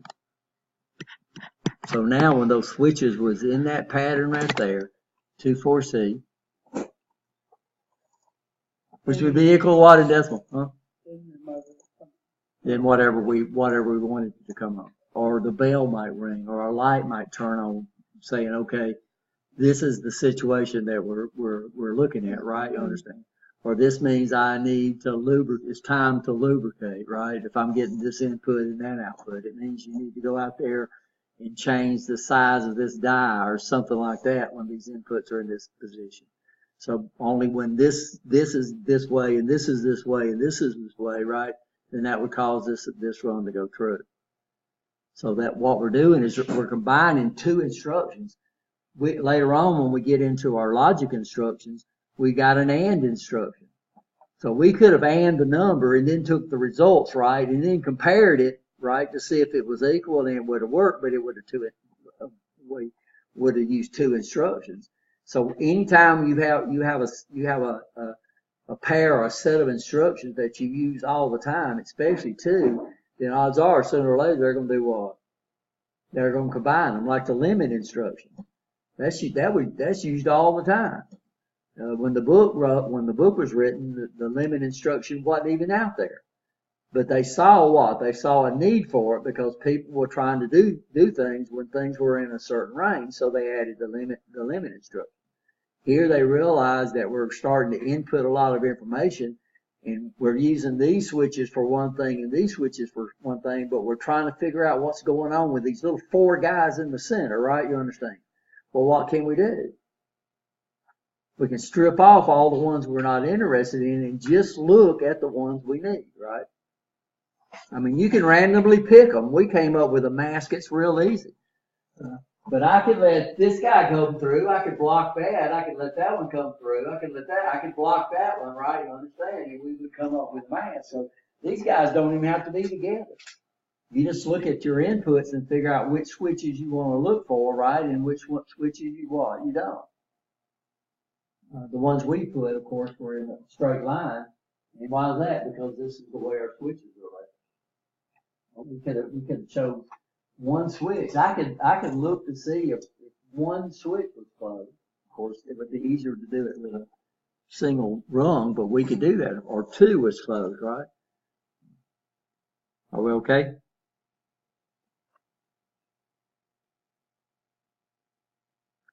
Jump instruction. Always assign a number beginning with Q2. This is not a data file, by the way. This is just a designator of where you want to go to. So you come over here, you put Q2, and then you're going to put a number between 0, I mean, you can't put 0, I guess you could, and 999. So the book says 256, but it's wrong. Always assigns a number beginning with Q2, then you put a colon, then you put a number. Must have a label instruction with the same assigned address. So where you want it to jump to, you give it the same address. So your jump would be Q20, and where you want to go to, you'd have to put what? Q20, right? Everybody understand that? The associated label, where you want to go to, must have the same address. Can be up to 1,000 jumps, and they're retaining label functions in a PLC logic database. This is used where we start trying to figure out, we call it if then else. If this is true, do this. If it's not true, do that. So what we have the ability to do is to jump over rungs, right? You understand if something is true, and do what? We can jump back, we can jump forward, or else do this, right? You understand? If this is true, do this. If it don't do the jump and do what's below that. So we can jump over rungs, right? That's basically what we do.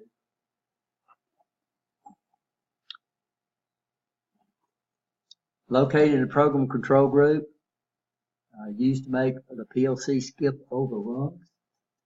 Always used in pairs. Every jump instruction must have an associated label input instruction. So the label instructions are inputs and the jump instructions are outputs. Use Q20 through Q299. The label instruction the label instruction that a jump sends the program to must have the same address. That's about the 5th time I've said that. So you see how important that is, right? Jump instruction address can be repeated to cause the program to jump to the same label. So we can have different labels, different jump instructions go into, we can use the same address to go to the same level, right? Y'all understand what I'm saying? They can be what? Forward or backwards. So what we end up with is we end up with 2 types of jumps. We have what we call an unconditional jump. This would be a jump instruction without a control device. So it's just going to be a rung. And the jump instruction will be on the right. We call that an unconditional jump. We very seldom use these. We do use it for some troubleshooting techniques.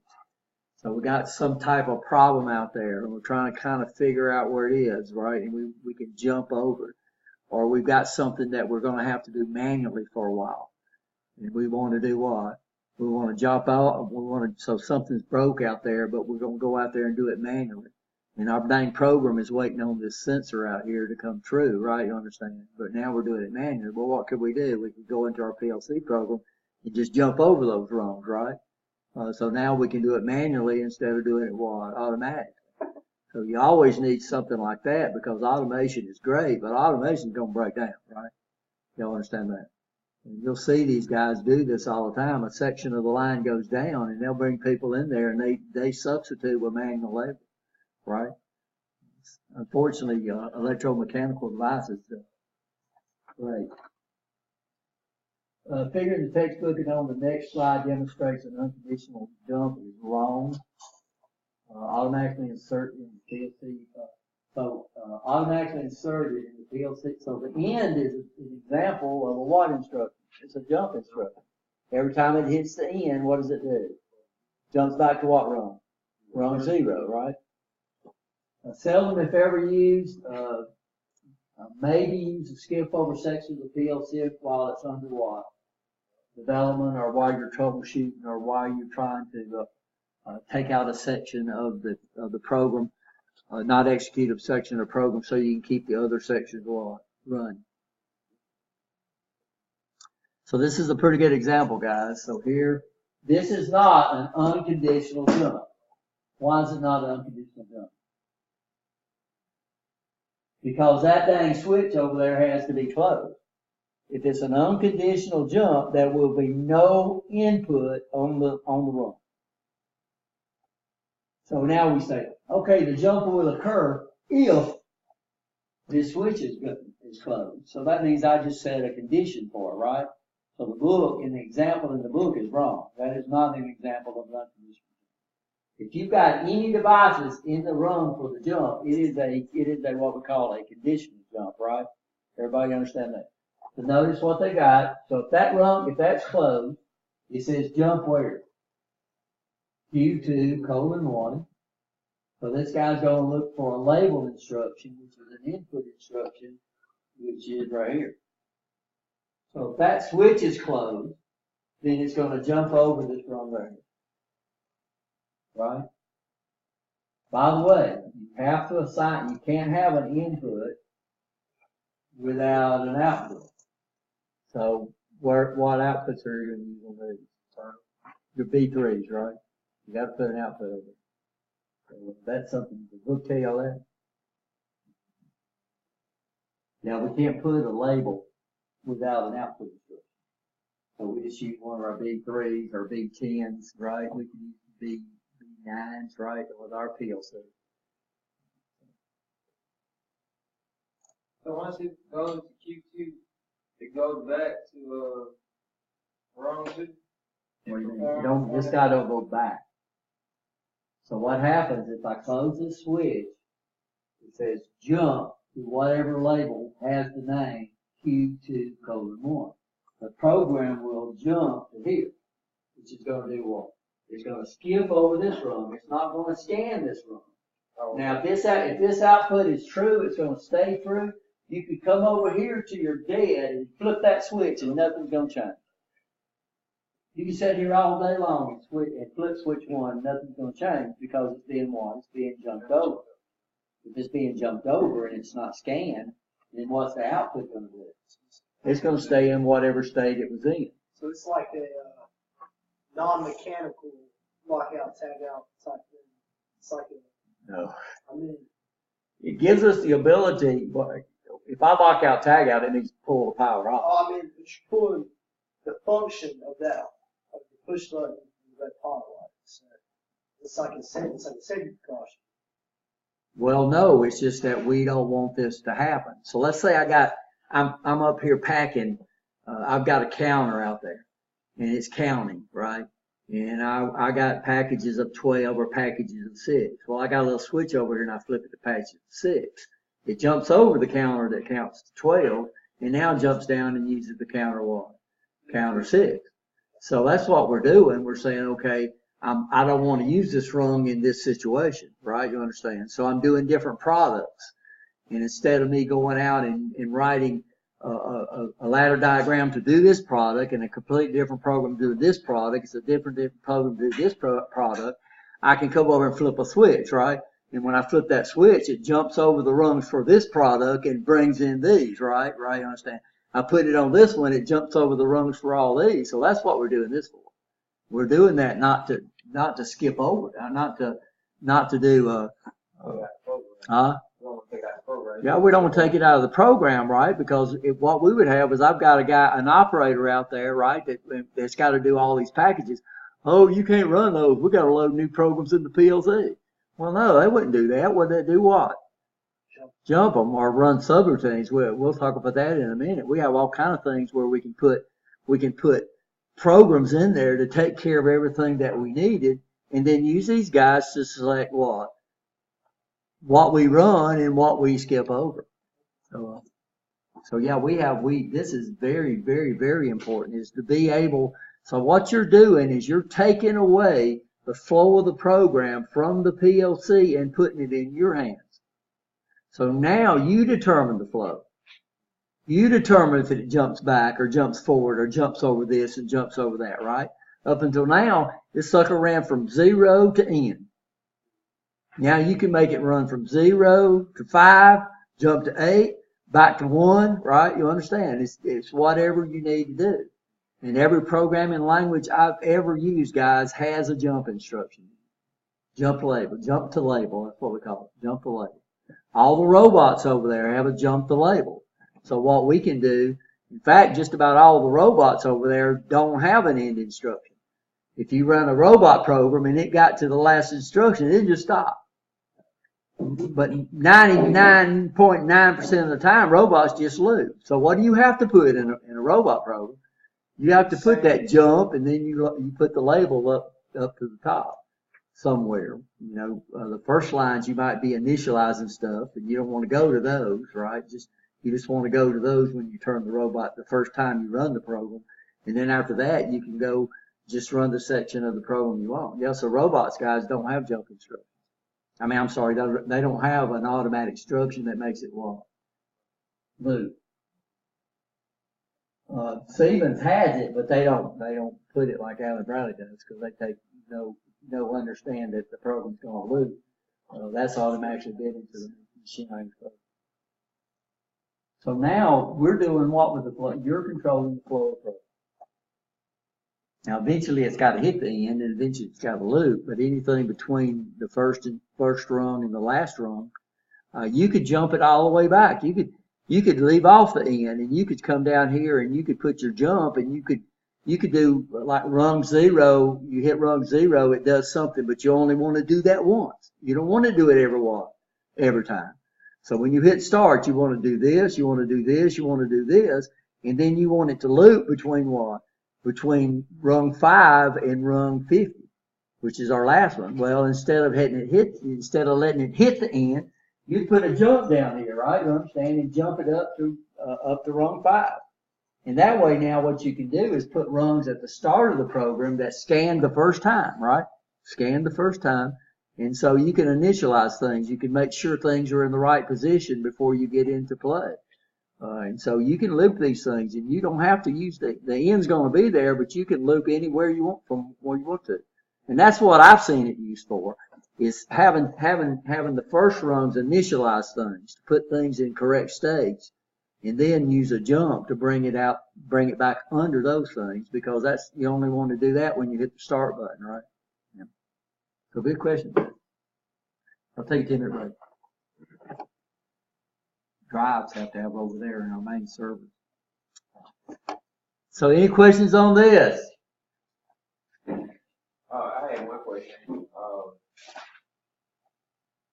If you had jump instruction on rung 3 with a push button, would it be a conditional jump?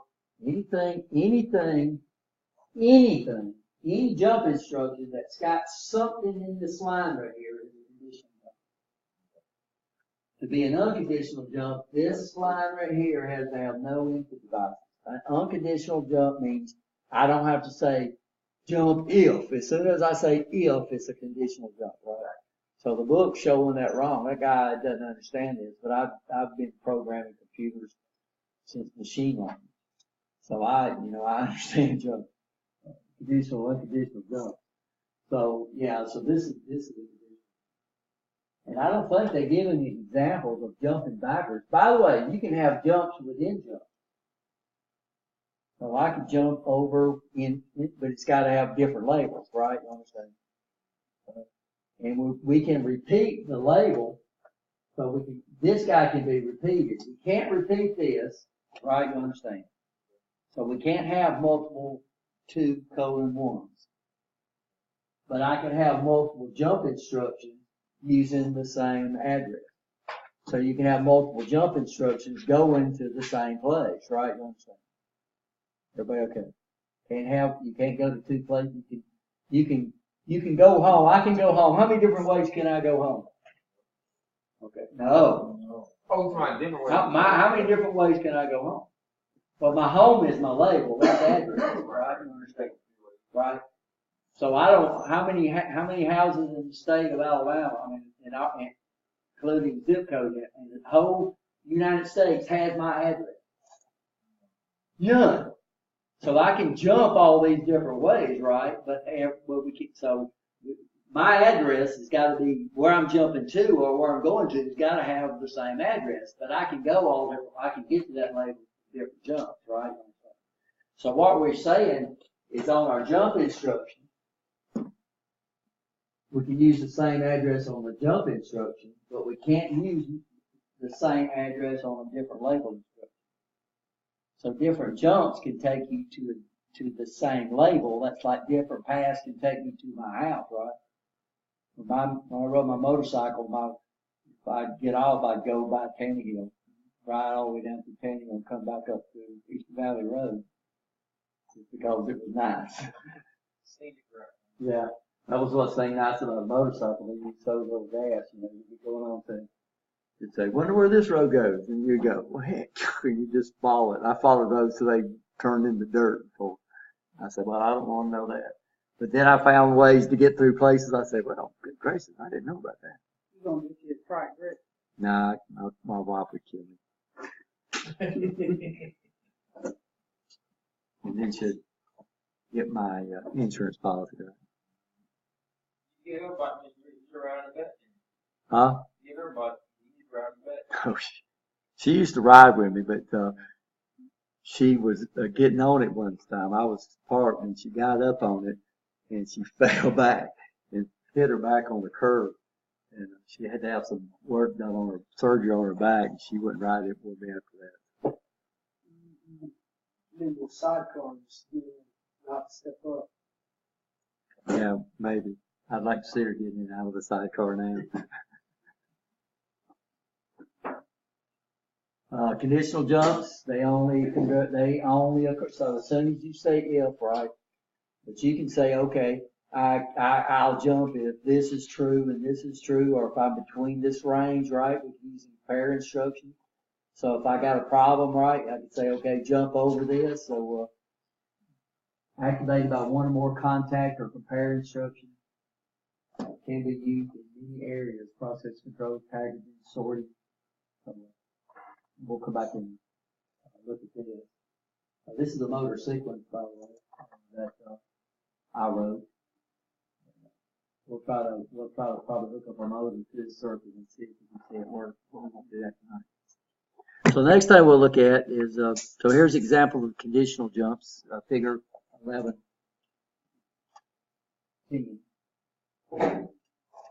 So the first one says we got a counter going. It says, okay, if it's equal to 5, it'll jump to what? Q2, yeah, Q2, 1, just 1. So I'd find the label for 1. Where's it at? So it would jump over. So it would jump over this instruction there, right? What would happen to the output? Can't say that. It stays the way it is, right? Okay. Yeah, you can come over here and flip this switch from now to Tuesday and nothing will happen, right? Because it's not.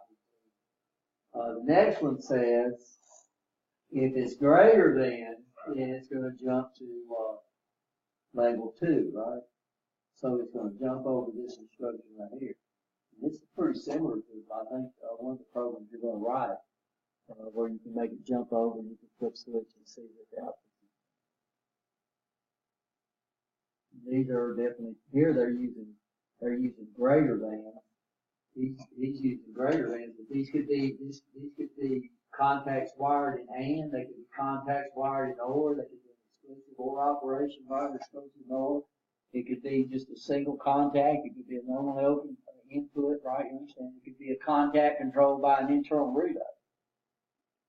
But if anything in this line right here, on your jump instructions, then it's gonna be a conditional jump. We know we can put all types of things over there on that input side, right? Just so far. We're gonna keep adding to it. So you gotta have your bit file after the label. I don't know what you mean. Would be 3. Yeah, this is what we use. The label instruction is considered an input. Every input. Now we can have outputs without inputs, but we can't have inputs without outputs. So we could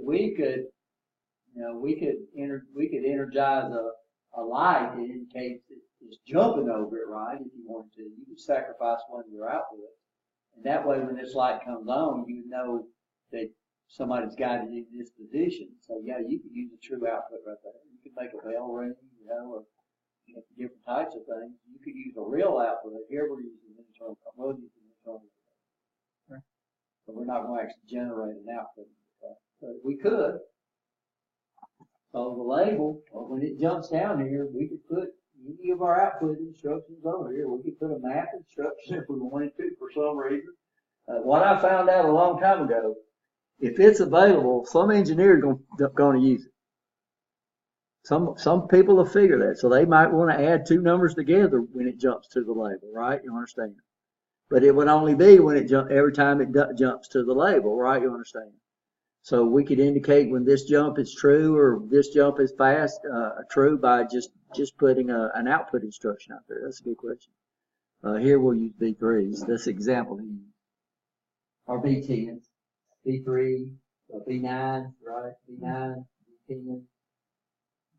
Some fixed PLCs. I think the 1000 PLC, you don't have access to those data files 9 through 255. So they give you a B10. So you have a B3 and a B10 that you can use in that. But that's all you